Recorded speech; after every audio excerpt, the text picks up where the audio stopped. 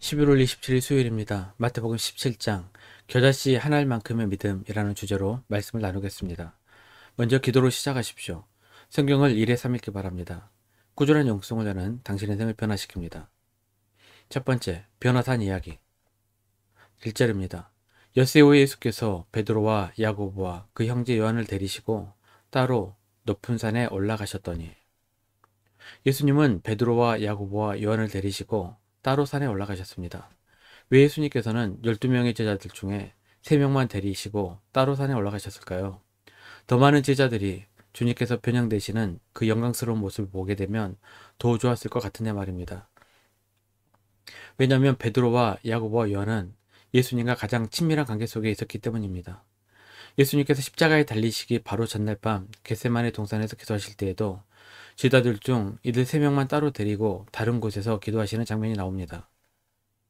교회를 다닌다고 모든 사람이 다 신실한 크리스천 아닙니다. 그 중에 정말로 주님과 친밀한 관계 속에 거하기 위해 몸부림치는 사람이 신실한 크리스천입니다. 이런 사람들에게 예수님께서는 당신의 영광스러운 모습을 보여주십니다. 예수님의 영광스러운 모습을 본 성도들은 당연히 예수님처럼 살려고 변화받을 수밖에 없을 것입니다. 2절 3절입니다. 그들 앞에서 변형되사 그 얼굴이 해같이 빛나며 옷이 빛과 같이 휘어졌더라.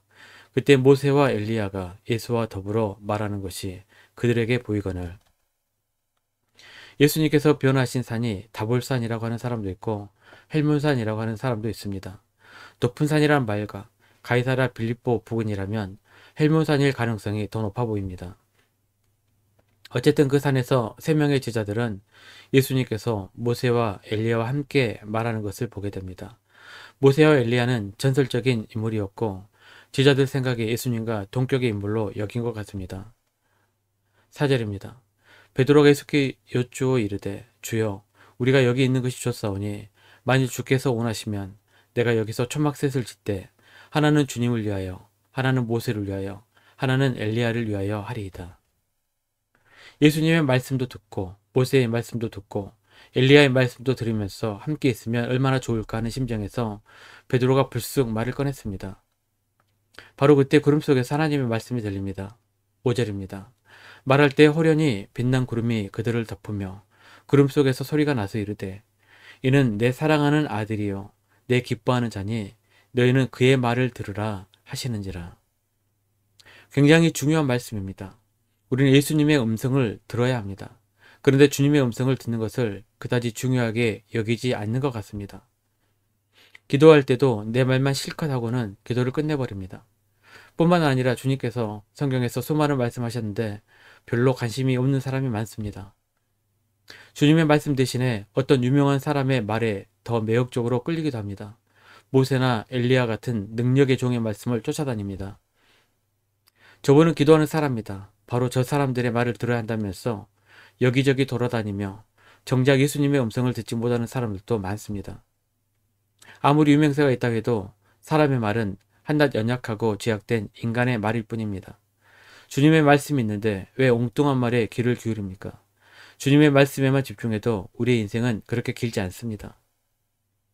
변형되신 사건 이후에 예수님께서 제자들에게 죽음과 부활을 말씀하십니다. 9절입니다. 그들이 산에서 내려올 때 예수께서 명하여 이르시되 인자가 죽은 자 가운데서 살아나기 전에는 본 것을 아무에게도 이르지 말라 하시니. 두 번째, 겨자씨 하나님만큼의 믿음. 16절입니다. 내가 주의 제자들에게 데리고 왔으나 능히 고치지 못하더이다. 부모가 귀신 들린 아들을 제자들에게 데리고 왔지만 제자들을 아무리 노력해도 고칠 수가 없었습니다. 마침 예수님은 베드로와 야고보와 요한과 함께 변화산에 가셔서 아직 돌아오시지 않았을 때였습니다. 예수님의 제자이며 사도들인데 귀신을 쫓아내지 못하면 얼마나 부끄러운 일인가 하면서 제자들은 헌신의 힘을 다하여 귀신 축사에 몰두했을 것이라고 추측이 됩니다. 그런데 아무리 열심히 해도 귀신은 나가지 않았습니다. 제자들은 이제 한계에 달했습니다. 이 사건의 전말을 들으신 예수님께서는 제자들을 질책하십니다. 17절입니다. 예수께서 대답하여 이르시되 믿음이 없고 패역한 세대여 내가 얼마나 너희와 함께 있으며 얼마나 너희에게 참으리요 그를 이리로 데려오라 하시니라. 주님은 귀신을 쫓아내시고 아이를 고쳐주십니다. 이에 제자들이 예수님께 그 비결을 묻습니다. 마가에 의하면 예수님께서 이렇게 답을 하십니다. 마가복음 9장 29절입니다. 이르시되 기도 외에 다른 곳으로는 이런 종류가 나갈 수 없느니라 하시니라. 그렇다면 제자들은 귀신을 쫓아내려고 기도를 안 했을까요? 저는 당연히 기도했을 것이라고 생각이 듭니다. 제자들도 예수님께서 기도하시면서 귀신 쫓아내는 것을 수없이 보았기 때문에 당연히 그 방법을 사용했을 것입니다. 그런데 기도해도 못 쫓아냈습니다. 그렇다면 제자들의 문제는 무엇이었을까요? 20절에 정확한 답을 제시하고 있습니다. 20절입니다. 이르시되 너희 믿음이 작은 까닭이니라. 진실로 너희에게 이르노니 만일 너희에게 믿음이 겨자씨 하나일 만큼만 있어도 이 산을 명하여 여기서 저기로 옮겨지리라면 옮겨질 것이요 또 너희가 못할 것이 없으리라. 그건 바로 믿음이 부족했기 때문입니다. 그러면서 겨자씨 하나일 만큼의 믿음을 요구하셨습니다. 그렇다면 겨자씨 하나의 믿음이란 무슨 말일까요? 그 당시 겨자씨는 씨앗 중 가장 작은 것으로 여겨졌습니다. 그런데 자라면 2, 3m 이상의 큰 나무가 되어 새들이 둥지를 틀 수 있게 됩니다. 생명력이 있어 성장하는 믿음을 말씀한 것입니다.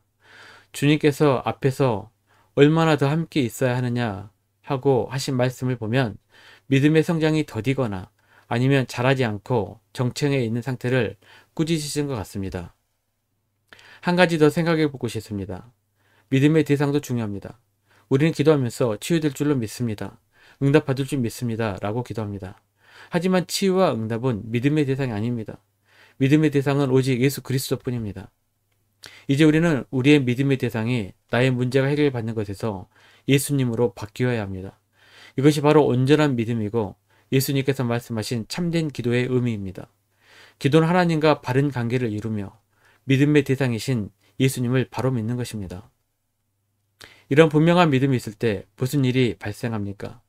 산을 명하여 옮겨지는 일이 일어나게 됩니다. 아마도 주님은 비유로 하신 말씀인 것 같습니다. 보통 산이란 우리 인생의 길을 막는 장애물을 말합니다. 그 장애물이 높은 산일 수도 있고 아니면 낮은 산일 수도 있습니다. 하지만 믿음으로 사는 자는 큰 문제나 장애물을 극복할 수 있는 능력을 주실 것입니다.